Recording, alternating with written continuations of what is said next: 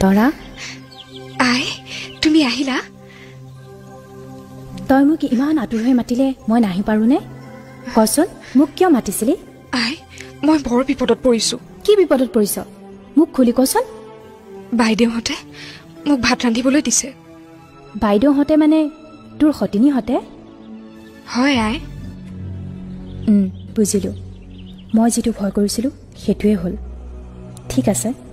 ময়ো ইয়াৰ যথাযথ উত্তৰ দিব লাগিব কি হ'ল আই তুমি একো নকলা যে শুন তৰা তই একো চিন্তা নকৰিবি